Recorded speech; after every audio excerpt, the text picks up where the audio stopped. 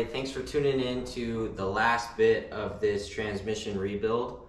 We are working on the valve body, and then after that, then it's time to put this thing back in, see if we did it right. But yeah, thanks for tuning in, and I hope you guys enjoy the video. Make sure you like and subscribe if you like this kind of thing. And yeah, let's get into it. Whenever you're having fun.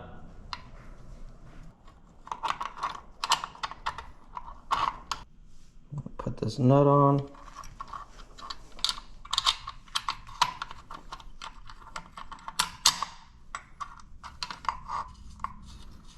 We're just gonna go finger tight on this one. Now we're gonna take this little spacer.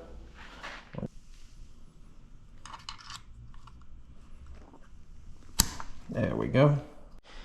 Now we're just gonna take a 15mm wrench and tighten that little nut down there. All right, so now we're gonna install the parking ball. So this is basically the parking brake right there. So what we're doing is we're gonna take this, we're gonna put it through the hole, and then we're gonna push this to the side.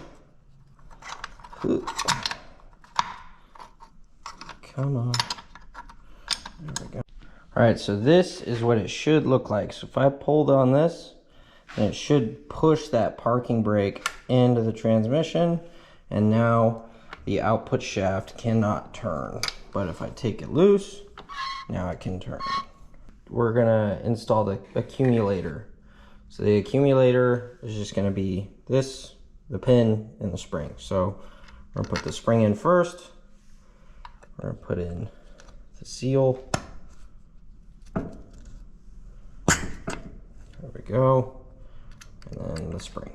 All right, so now we're gonna grab the wiring harness and we're gonna install the connector. So we're gonna come in this way, just like this, and then we're just gonna push it straight in.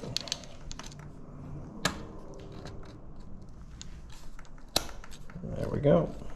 We're gonna take one of the 8 of our 8 original check balls, and we're gonna be putting it right here next to this accumulator, right in this little area. Now we're gonna work on the separator plate. So first thing is we're gonna remove these filters and replace those. So I'm gonna push in. So we've got the filters removed. All right, so now that we're gonna take the gasket labeled CA, and we're gonna put it onto the case. And now we're gonna take the separator plate right here. We're gonna put it right on top, make sure everything. Now the gasket VB. What? Now we're gonna take our stiffener plate and 3 1-inch 8mm bolts. We're gonna take the stiffener plate and we're gonna put it just like this, the bolts in there.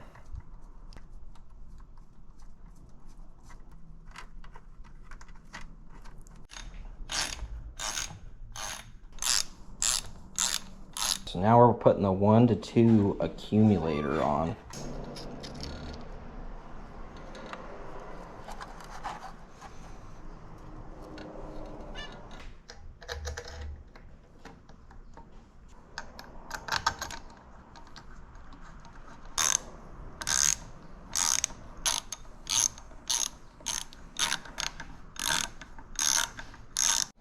All right, so we have our check balls put in.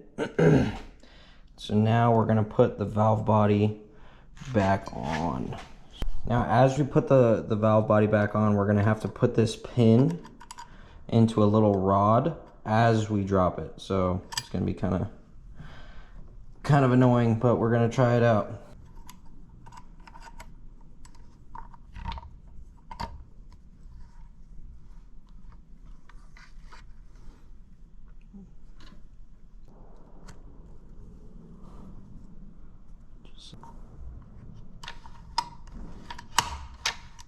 So now we're going to take the 3 longest bolts that you have that are 10mm heads, and we're just going to put them right in the selector switch. Tight. All right, so now we're gonna take the 3 longer bolts with the 8mm heads, and we're gonna put them here, here, and here.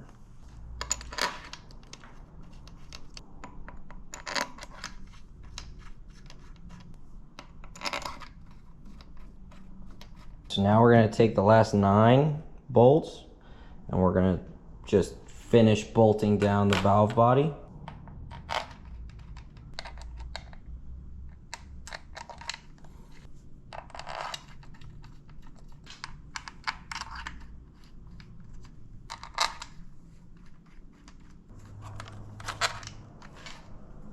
All right, so now we're doing the detent spring. So we're gonna be installing it with the 13mm bolt. And we're gonna put it.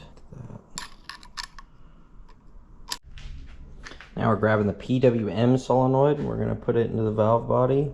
Now we're gonna push it into the valve body, just like this. There we go.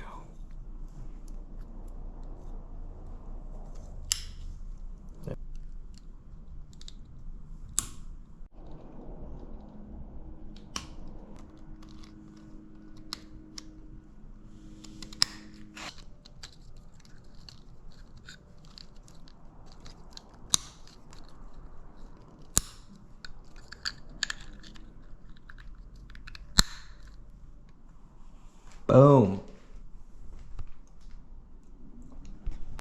All right, so now we're gonna put the filter in. So let's see.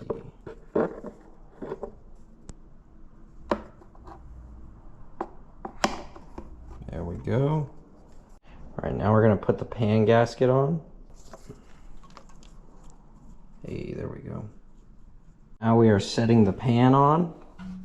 So we're just gonna come here. All the holes should match up pretty well. Now there are 16 pan bolts, so this is kind of a long process, but now we're gonna tighten them all down.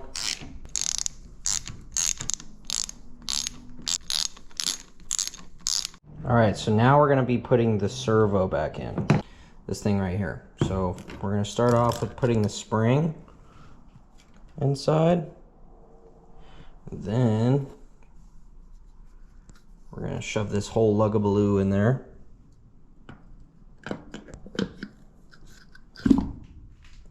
We're gonna use a little mallet. We're just gonna keep this thing tight on there as we just tap it in.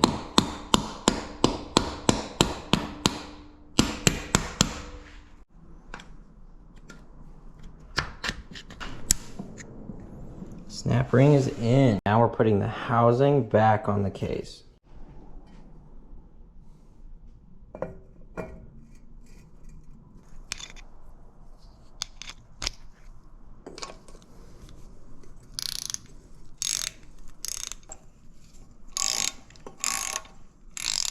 Oops.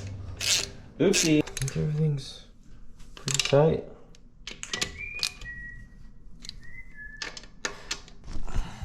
Working. Okay.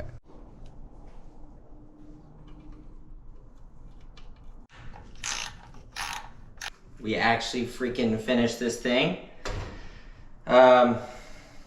And now all there's left to do is to throw it in and see if we did it right. We'll see if it goes over 60 miles an hour, you know. But yeah, this is the conclusion of the 4L65 rebuild, and I hope you guys enjoyed it. It was definitely a lot of work, so I hope you guys appreciate that. But yeah, thanks for watching, and make sure you give us a like and subscribe if you guys are into this kind of thing. And yeah, thanks for watching. Oh, and stay tuned for the install video. That's gonna be a tough one, and then we'll show you guys if it works or not.